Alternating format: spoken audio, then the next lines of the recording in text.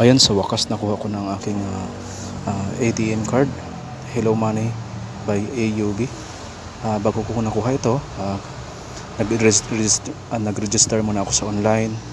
Tapos naghintay ko ng email nila. Pagkatapos na-receive yung email, inopen ko yung aking app.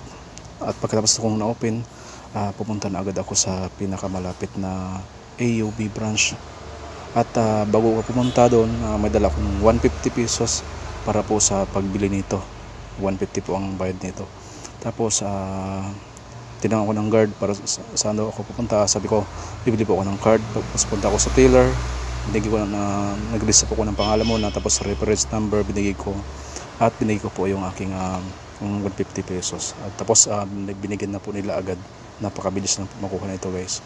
Ang purpose nito ay para po makuha ko ang YouTube sahod ko, para hindi na po ako makigamit ng iba pa pong ATM.